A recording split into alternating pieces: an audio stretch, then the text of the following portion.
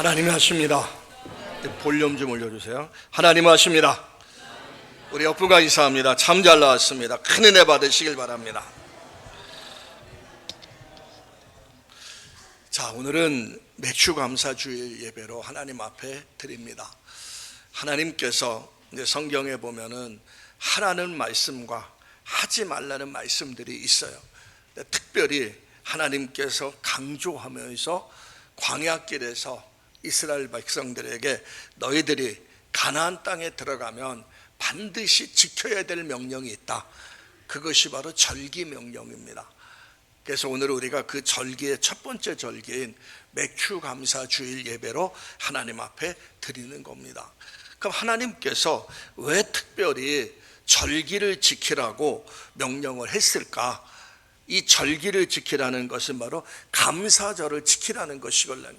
하나님께서 왜 감사절을 지키라 명령했을까? 거기에는 이유가 있습니다. 하나님 우리 인간을 사랑하시고 인간들을 위한 놀라운 계획을 갖고 계십니다. 그리고 우리 인간들이 이 땅에 살면서 참 행복하고 풍요로운 삶을 살기를 원합니다. 신명기에 보면 거기에서 무슨 말씀이 나오냐면 하나님께서 너희에게 계명을 주신 것은 무거운 것이 아니라 너희의 행복을 위해서 하나님께서 계명을 주셨다, 이 말씀이 나와요. 그러니까 말씀을 주신 이유는 그 말씀대로 지켜야만 되는, 그게 나를 얽어매기 위해서 주신 것이 아니라 그 말씀대로 살면 우리가 행복하기 때문에 행복을 위해서 하나님께서 말씀을 주셨다고 말하고 있어요. 마찬가지로 절기를 지키라는 명령, 감사를 지키라는 명령, 감사절을 지키라는 명령은 그 속에 뭐가 있냐? 행복이란 단어가 들어가는 겁니다. 행복한 삶을 살게 하기 위해서 하나님은 우리에게 절기를 지키라고 명령을 하는 겁니다. 사람은 누구나 행복하길 원합니다. 근데 행복은 멀리 있는 것이 아니고 내 삶 가까운 곳에 행복은 있습니다. 이 세상에서 가장 행복한 사람이 어떤 사람이냐? 바로 범사에 감사할 줄 아는 사람, 어떠한 상황과 환경 속에서도 감사할 줄 아는 사람이 행복한 사람이란 얘기입니다. 그래서 감사와 행복은 한 몸이 되고 한 뿌리가 됩니다. 중요한 것은 행복하기 때문에 감사하는 것이 아니라 감사하기 때문에 행복해진다는 겁니다. 그래서 감사는 행복의 문을 여는 열쇠가 되는 거예요. 내가 감사할 때 행복의 문이 열리는 것이고 축복의 문이 열리는 것이에요. 근데 반대로 내가 불평과 원망을 하면은 행복의 문도 닫히고 축복의 문도 닫히고 내 심령은 괴로워지는 겁니다. 환경과 상황의 문제가 아니에요. 어떠한 환경과 상황 속에서도 감사할 때 행복의 문과 축복의 문이 열리는 것입니다. 늘 감사하시기를 주의 이름으로 축원합니다. 헨리 프로스트라는 미국인 선교사가 있습니다. 이 미국인 선교사로서 중국에서 오랫동안 선교 사역을 하신 분이에요. 그는 그렇게 고백합니다. 선교 사역을 하다가 가장 고통스러운 때를 만날 때가 있었다고 합니다. 그것은 뭐냐면은 중국에서 열심히 선교 사역을 하고 있는데 갑자기 자기 고향에서 슬픈 소식이 날라왔습니다. 슬픈 소식을 듣자마자 갑자기 그 영혼에 검은 그림자가 드리워지고 아무리 기도해도 그 검은 흑암의 그림자는 거두어지지 않았다는 겁니다. 마음은 슬프고 좌절되고 우울하고 고통스러웠다는 거예요. 벗어나려고 해도 벗어나지 않아요. 기도하려고 해도 기도가 되질 않아요. 그 고향 생각만 하면은 그게 꽉 눌러갖고 이 사람을 힘들게 했다는 겁니다.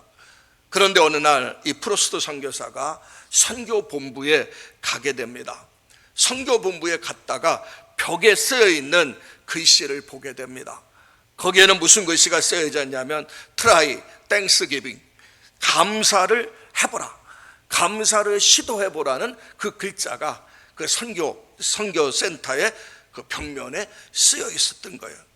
그 말을 딱 보는 순간 갑자기 가슴이 뜨거워졌습니다. 그 시각부터 하나님 앞에 감사하기 시작했어요. 감사거리를 끄집어냈습니다. 그리고 억지로 입으로 감사하기 시작했어요. 그러자 그를 누르고 있던 흑암은 물러가고 그 영혼에 빛이 비추기 시작했다는 겁니다. 이분은 바로 그 미국의 선교사, 프로스트 선교사의 간증이에요.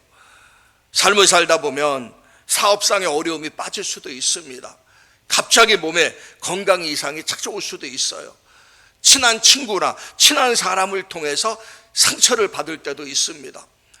자녀들이 내 마음대로 잘 성장하지 않고 속을 썩일 때도 있어요. 우리는 그런 문제 갖고 기도를 합니다. 기도를 해도 응답은 되지 않고, 기도를 해도 더 모든 것이 막히게 되고, 기도하려고 무릎은 꿇지만은 되지도 않고, 그런 현실을 만날 때가 많습니다. 그럴 때 우리에게 필요한 것이 뭐냐? 바로 try thanksgiving, 감사를 시작하라는 얘기예요. 그럴 때 감사하라는 얘기입니다. 교회에서 왜 감사일기 쓰라고 이야기하는지 아십니까?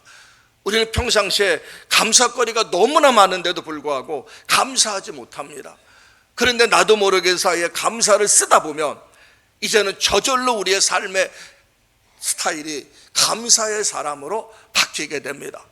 조그만 문제가 오고 조그만 어려움 와도 입에서 불평불만이 끊이지 않던 사람이 큰 문제가 올지라도 감사거리를 끄집어내서 감사하면서 삶을 살아가게 됩니다. 그래서 감사가 습관화되고 감사가 생활화되어야 된다는 것이에요.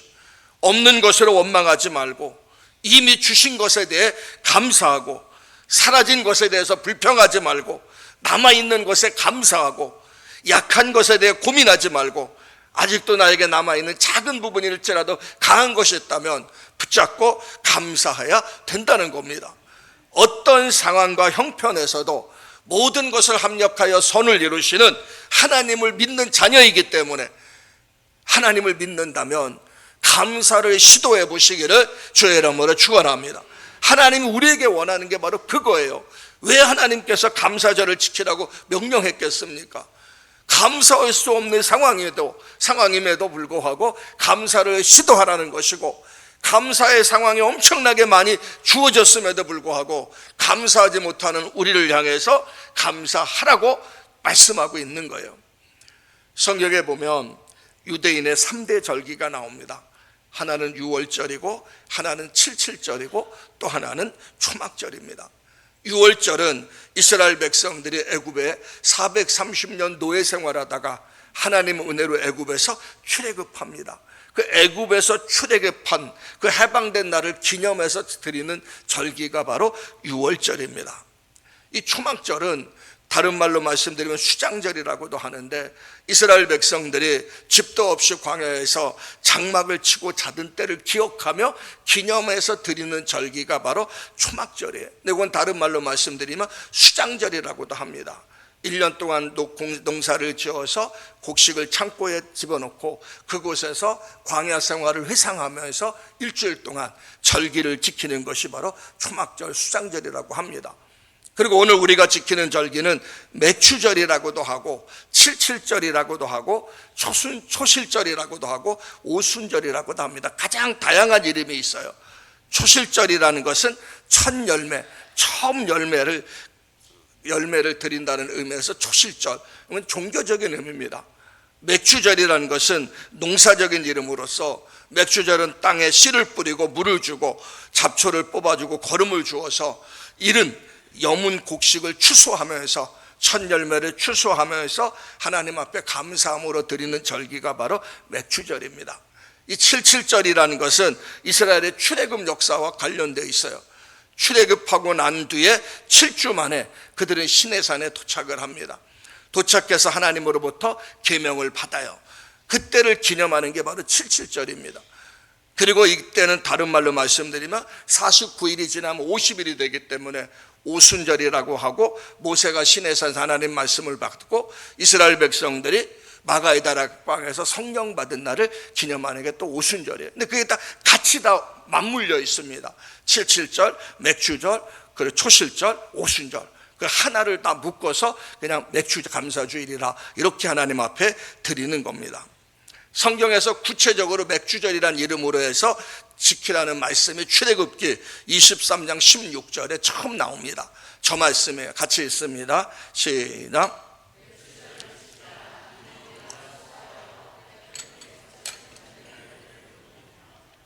자, 이 말씀에서 참 중요한 게 맥주절을 지키라고 명령을 했습니다. 명령을 했는데 첫 열매, 내가 수고하여 밭에 뿌린 것의 첫 열매를 거둠이라 하면서 맥주절을 지키라고 이야기합니다. 그러니까 맥주절을 지키라는 이 명령 속에 첫 열매를 주신 것을 감사하면서 열매를 드리라고 했는데, 요 말씀할 때가 언제냐면 광야 생활 때입니다. 이스라엘 백성들 아직 자기 땅도 없어요. 가나안 땅도 들어가지 않았습니다. 아직 곡식을 뿌린 것도 아니에요. 근데 광야 생활 동안에 하나님께서 이스라엘 백성들에게 너희가 이제는 가나안 땅에 들어갈 것이고 그곳에서 땅을 분배받고 농사를 지을 것인데, 거기서 농사를 짓고 열매를 거두면 그 첫 열매를 주신 하나님 앞에 감사하면서 감사의 제사를 드리란 얘기입니다. 그 이 말 속에 담겨진 의미가 뭐예요? 잊지 말라는 거예요. 하나님의 은혜. 지금 너희들은 광야에서 고생하고 있는데 이제 조금 지나면 너희들이 이제 가나안 땅에 들어갈 것이다. 땅이 너희들에게 분배될 것이고 너희가 씨앗을 뿌려서 열매를 거둘 것이다. 그러면 열매를 거두고 나서 가장 먼저 기억할 것이 뭐냐? 하나님의 은혜다. 여기까지 인도하신 분도 하나님이고 우리에게 땅을 분배시킨 분도 하나님이고 열매를 거두게 하신 분도 하나님인데, 이 하나님의 은혜를 잊지 말라는 거예요. 은혜를 잊어버리면 안 된다는 겁니다. 이스라엘 백성들이 광야 생활 동안에 늘 불평과 원망을 쏟아놨는데 이유는 뭐냐? 하나님의 은혜를 잊어버렸기 때문에 그래요. 그러니까 하나님은 그들에게 이제는 너희가 가나안 땅에 들어가서는 하나님의 은혜 잊으면 안 된다. 그래서 맥주절을 지켜라, 수장절을 지켜라, 유월절을 지켜라 하면서 명령을 하는 거예요. 저 여러분도 신앙생활 속에서 하나님의 은혜 잊어버리지 말고 늘 감사하는 신앙의 습관을 가지시기를 주의 이름으로 축원합니다.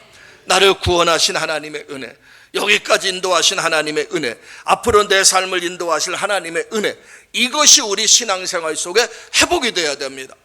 이것이 회복될 때 우리는 진정한 감사의 사람이 될 수가 있고 행복한 신앙생활을 할 수가 있는 거예요. 오늘 여기 본문에서 보면 내게 복을 주신 대로, 내게 복을 주신 대로 헤아리며 감사함으로 제사를, 절기를 지키라 하는 말씀이 나옵니다. 특별히 10절 말씀을 한번 보겠습니다. 신명기 16장 10절 같이 한번 있습니다. 시작.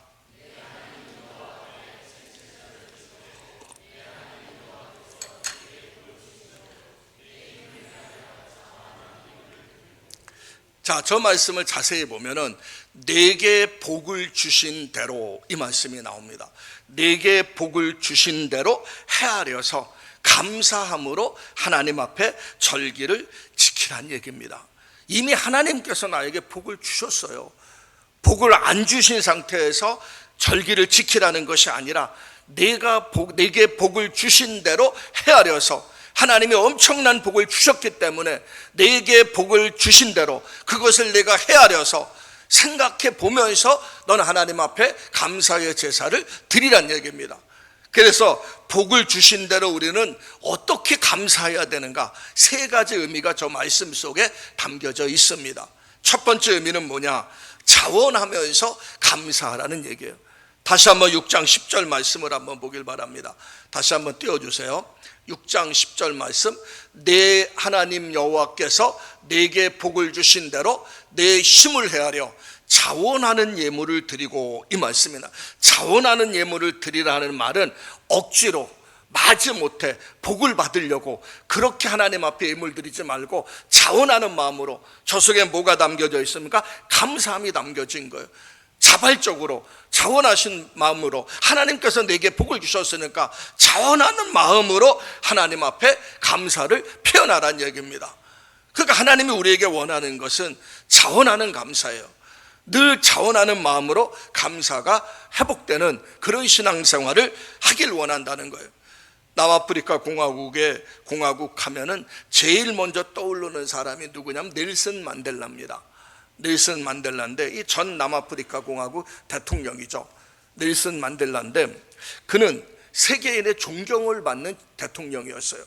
남아프리카 사람들에게만 존경을 받는 것이 아니고 흑인, 백인, 전 세계 모든 사람들에게 존경을 받는 대통령이 바로 넬슨 만델라입니다. 근데 넬슨 만델라는 세계 대통령 중에서 가장 오랫동안 감옥에 있던 사람이에요. 흑인과 백인 차별 가운데서 남아프리카에서 독립운동을 하다가 감옥에 갇히게 되고 27년 동안 그는 감옥 생활을 하게 됩니다. 그 27년 만에 70이 넘어서 감옥에서 그는 추록을 합니다.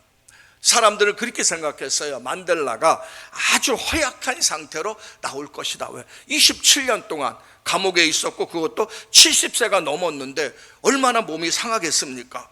근데 70이 넘었는데 추록을 했는데 70이 넘었음에도 불구하고 27년간 감옥 생활을 했음에도 불구하고 건강하고 씩씩한 모습으로 걸어 나오는 거예요.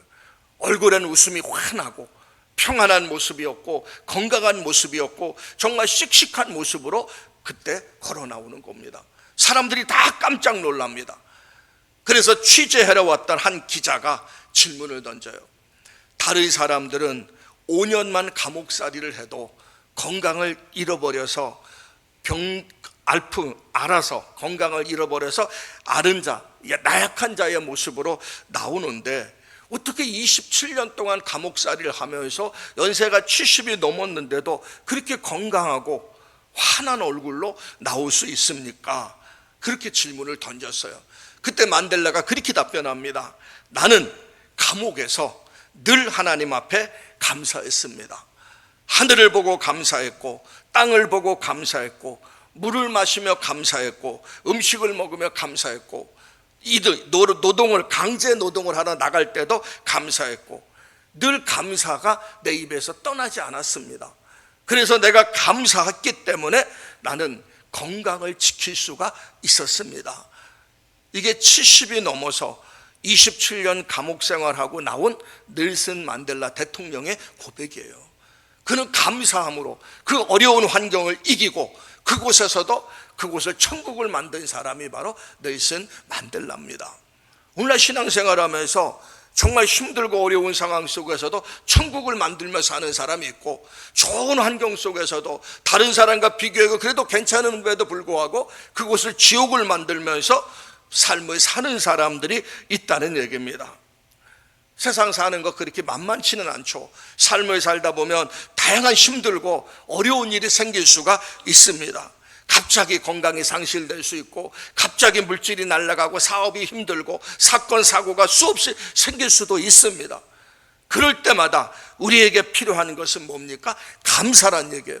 감사를 끄집어내서 감사해야 된다는 겁니다. 왜? 감사는 믿음의 표현이에요. 내가 하나님을 믿는다는 고백이란 얘기입니다. 감사할 때 하나님은 나에게 이길 수 있는 힘도 주시고 감사할 때 우리 속에 참 평안이 넘치게 되는 겁니다. 그래서 오늘 10절 말씀이 나오는 거예요. 내 하나님 여호와 앞에 슬치절을 듣게 돼 내 하나님 여호와께서 내게 복을 주신 대로 내 힘을 행하려 자원하는 예물을 드려라. 내 힘을 헤아려라는 뭡니까? 억지로가 아니에요. 억지로가 아니고 자원하는 예물을 하나님 앞에 드리라는 얘기예요. 바로 감사의 마음이 담겨진 예물을 하나님 앞에 드리라는 얘기입니다. 하나님께 드리는 예물의 기준은 많다 적다 개념은 없어요. 근데 어떤 마음으로 드리느냐? 그래서 우리가 절기를 앞두면은 한 주 전에 주보에다 헌금 봉투를 끼워주지 않습니까? 그건 이유가 있어요. 절기가 됐기 때문에 드리라는 그 개념보다는 일주일 동안 좀 감사를 헤아려 보라는 얘기입니다. 그래서 감사하는 마음을 담아서 자원하는 예물을 하나님께 드릴 때 하나님은 그 마음을 받으신다는 거예요. 억지로가 아니에요. 계산이 아닙니다. 복을 받으려는 자세가 아니에요. 하나님이 주신 은혜가 너무나 고마우니까 내가 뭘로 표현할 수가 없지 않습니까? 입으로만 표현하면 안 되지 않습니까? 입으로만 표현하는 건 진정한 감사가 아니걸래. 마음이 있으면 행동에 따라와야 되고, 그러니까 하나님이 우리에게 원하는 것이 오늘 여기에서 자원하는 예물을 드리라 이렇게 말씀하고 있는 겁니다. 마음속의 감사도 중요하지만 표현된 감사가 우리의 삶을 더욱더 풍요롭게 만드는 거예요. 자원하는 마음으로 하나님 앞에 감사하시기를 주의 이름으로 축원합니다. 두 번째입니다. 11절 말씀이에요. 11절 같이 있습니다. 시작.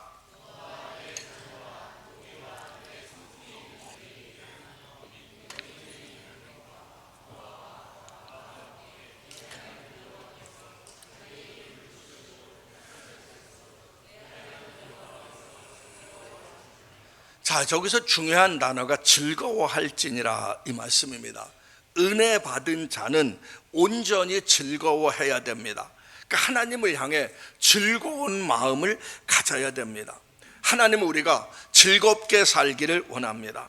하나님은 우리가 하나님께 바쳐진, 우리가 드려진 그 예물에 하나님이 관심 있는 것이 아니라 어떤 마음을 가지고 드리느냐야 관심이 있는 거예요. 그래서 하나님께서는 행복한 삶을 위해서 즐거이 감사하라고 이야기하고 있습니다. 근데 즐거운 감사의 표현이 물질로만 표현되는 게 아닙니다. 오늘 여기 본문에는 다양한 계층의 사람들이 나와요. 노비, 고아, 과부, 레위 사람, 나그네, 다 모든 사람은 외롭고 힘이 없는 사람들을 의미합니다. 의지할 곳 없고 나약한 사람들, 하나님은 이들을 감사의 잔치에 초대하라고 이야기합니다. 그래서 그들과 함께 같이 나누고 베풀며 섬기며 교제하면서 하나님의 주신 은혜에 감사하며 절기를 지키라는 거예요. 그래서 절기 전에는 그 말씀을 드리지 않습니까? 우리 셀리더와 기관장 모든 성도들은 혼자 나오지 마십시오. 절기는 모든 사람이 함께 손붙잡고 나오는 겁니다. 나만 나와서 하나님 은혜에 감사하는 것이 아니라 서로 두루두루 연락하면서 함께 나와서 즐겁게 하나님 앞에 감사의 제사를 드리는 것이 바로 절기란 얘기예요. 그래서 오늘 본문은 바로 그 얘기를 하시고 있는 겁니다. 하나님은 우리를 통해서 나누고 베풀고 섬기기를 원하는 거예요. 그 속에 기쁨이 있고 감사가 있고 즐거움이 있는 거예요. 하나님 앞에 드리는 감사는 즐거운 마음으로 감사해야 됩니다. 그래서 늘 즐거움이 회복되고 감사함으로 하나님 앞에 예배를 드리시기를 주의 이름으로 축원합니다. 이제 세 번째입니다. 12절 말씀을 한번 읽습니다. 12절 같이 한번 읽습니다. 시작. 너는 애굽에서 종되었던 것을 기억하고 이 규례를 지켜 행할지니라. 이 말씀입니다. 여기서 중요한 단어가 기억하고 감사하라는 거예요. 기억하고, 너는 애굽에서 종되었던 것을 기억하고 이 규례를 지켜 행할지니라. 이 말씀입니다. 이무라 가즈오라는 이와 같은 그 사람이 있어요. 이분이 의사인데 일본 대학 의학부를 졸업하고 오사카 병원 내과 의사로 근무하던 신앙인이었습니다. 하나님을 잘 섬기는 사람이었어요. 근데 어느 날 갑자기 섬유육종이란 암에 걸리게 됩니다. 암에 걸려서 오른쪽 다리가 절단할 수밖에 없는 그런 상황에 빠지게 돼요. 한쪽 다리가 절단된 후에도 초인적인 인내로 의사의 사명을 감당을 해요. 그렇게 의사의 사명을 감당하다가 결국 암이 폐로 전이되어서 31살의 나이로 세상을 떠나게 됩니다. 근데 이분이 세상을 떠나기 전에 이제 자기의 죽음을 바라보면서 기록한 글이 종이학이라 이름으로 책으로 출판됐어요. 그러니까 종이학이란 이름입니다. 근데 그것이 책으로 출판되면서 일본 열도에 커다란 감동을 안겨줍니다. 그 책에 나오는 내용이 뭐냐면 소중한 것은 눈에 보이지 않는가 보다 하는 이와 같은 내용. 소중한 것은 눈에 보이지 않는가 보다. 이렇게 아름답고 귀한 것에 왜 사람들은 감사할 줄 모를까? 책에 나오는 내용입니다.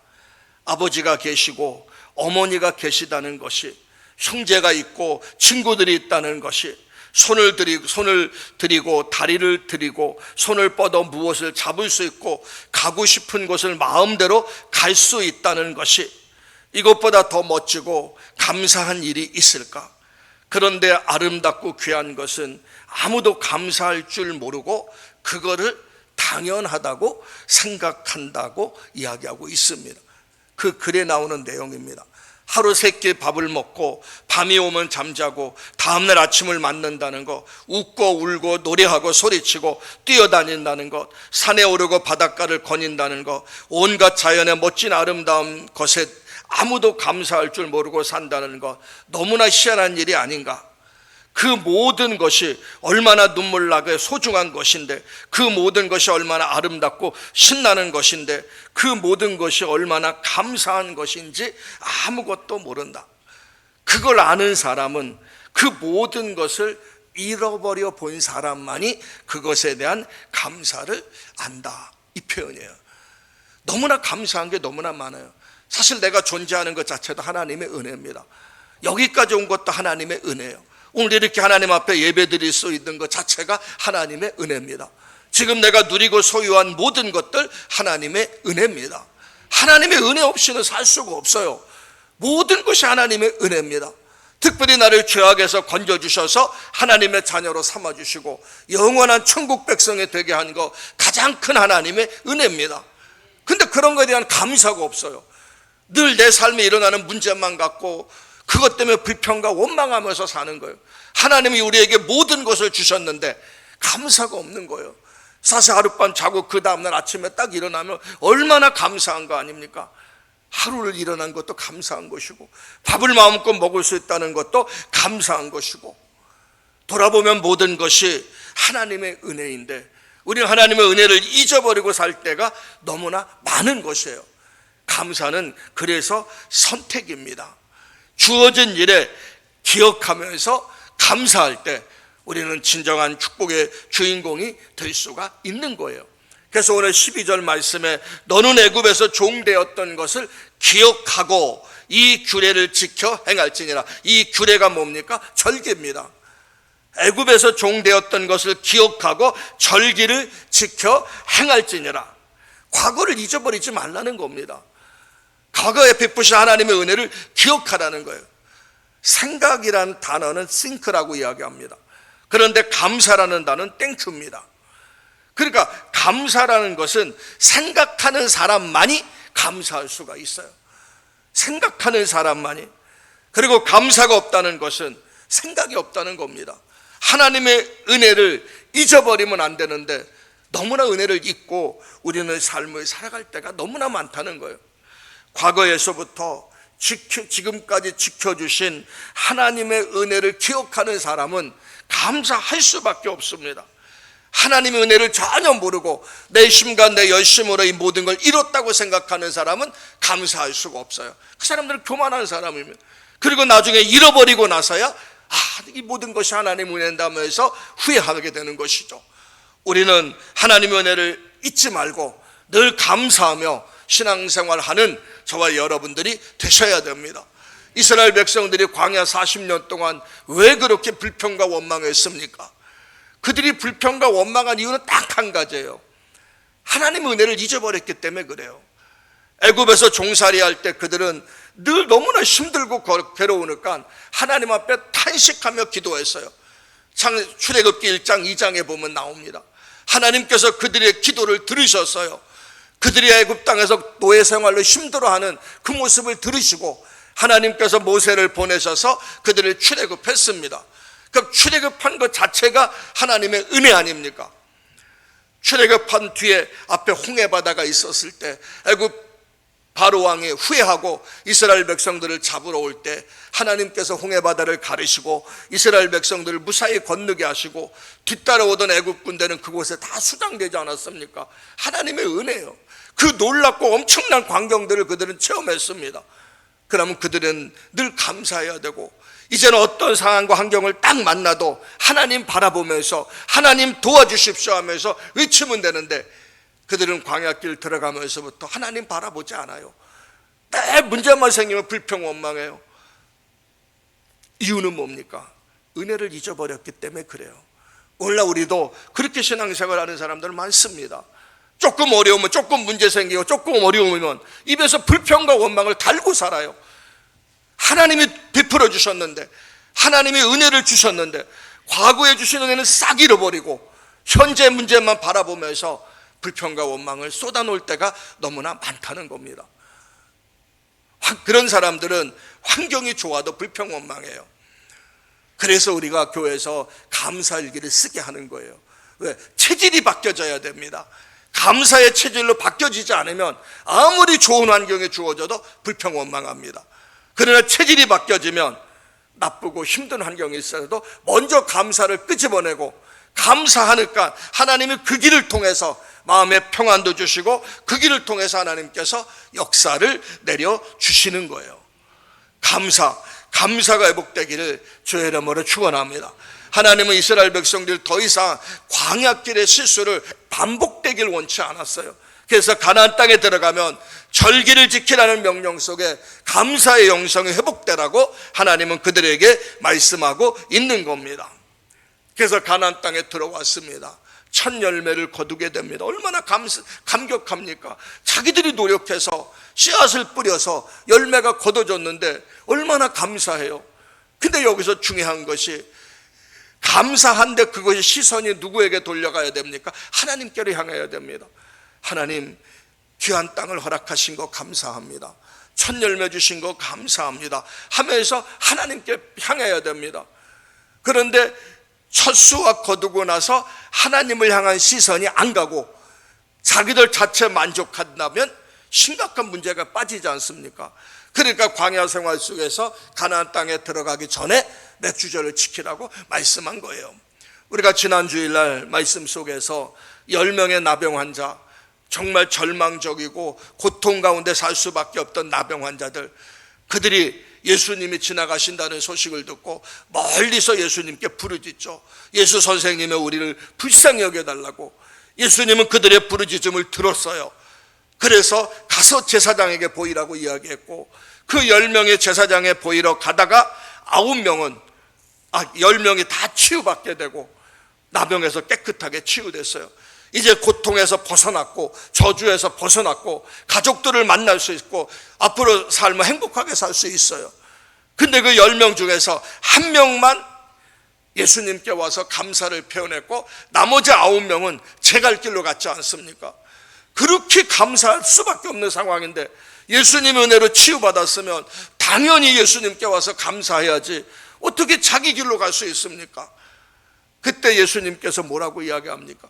고침받은 사람은 10명인데 9은 어디 있느냐? 예수님이 묻지 않습니까? 근데 이 물음이 누구를 향한 물음이냐? 오늘날 우리를 향한 물음이에요. 너희들은 감사할 것이 너무나 많은데 왜 감사하지 못하느냐?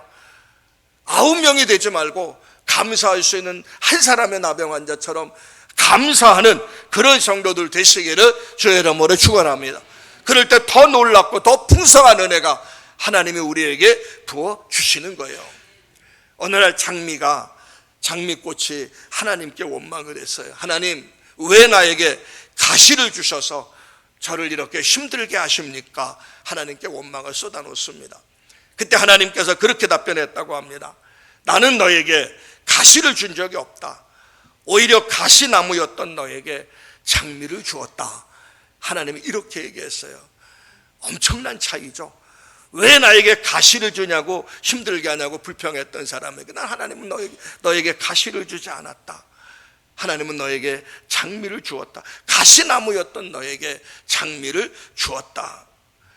한 사람은 같은 인생을 살지만 한 사람은 가시 때문에 괴로워합니다. 또 다른 사람은 장미를 아름답게 주신 하나님께 감사하며 삶을 살아요. 똑같은 상황이지만 어떤 사람은 그 상황에서 없는 것 같고 불평하고 힘들 것 같고 불평하고, 어떤 사람은 그 상황 속에 있는 것 주신 것 같고 감사합니다. 확실히 차이 납니다. 감사하는 사람만이 하나님을 기쁘시게 하고 하나님께 영광을 돌릴 수가 있는 거예요. 그래서 스펄전 목사님이 이런 표현을 썼습니다. 불행할 때 감사하면 불행이 끝나고 형통할 때 감사하면 형통이 연장된다. 할렐루야. 불행할 때 감사하면 불행이 끝나고 형통할 때 감사하면 형통이 연장된다. 꼭 기억하셔야 됩니다. 우리가 삶에 힘들고 어려울 때 감사해도 환경이 안 바뀌어질 수가 있어요. 그러나 감사하면 어떤 문제가 생기냐 하면은 빌립보서 4장 6절 7절에 해답이 나옵니다. 거기에 보면 무슨 말씀이 나옵니까? 아무것도 염려하지 말고 오직 모든 일에 기도와 간구로 너의 구할 것을 감사함으로 하나님께 아뢰라. 자, 염려 걱정거리가 있을 때 기도하고 감사하며 하나님께 아뢰라는 얘기예요. 자, 그 뒤에 보면 하나님께서 그리하면 내가 내 문제를 싹 해결해 주겠다 이렇게 이야기하지 않았어요. 그리하면 모든 지각에 뛰어난 하나님의 은혜가 너의 마음과 생각을 지킨다고 이야기합니다. 이게 무슨 말이냐면, 문제가 생겼을 때 우리는 문제 갖고 기도하면 바로 문제가 해결되는 게 아니에요. 될 수도 있고 안 될 수도 있어요. 그러나 기도하면 하나님의 평강이 내 삶을 지배하게 됩니다. 그래서 마음이 평화로워요. 그리고 그전에는, 기도하기 전에는 크게 보였던 문제가 작게 보여요. 먼저 하나님은 그 은혜를 주세요. 그리고 나서 그 다음에 문제 해결의 방법을 하나님이 주시는 겁니다. 기도할 때 먼저 감사하며 하나님 앞에 나가시기를 주의 이름으로 축원합니다. 인생과 환경을 보는 시각에 따라서 삶의 운명이 좌우됩니다. 우리가 감사의 계절, 오늘 세 가지 말씀을 드렸어요. 자원하며 감사하자, 즐거운 마음으로 감사하자, 은혜를 기억하며 감사하자. 이 말씀 꼭 붙잡고 이 절기 예배를 드리게 하신 하나님의 뜻을 깨닫고 진정한 감사의 영성이 회복되어서 행복한 삶을, 행복한 신앙생활 하시기를 주의 이름으로 축원합니다.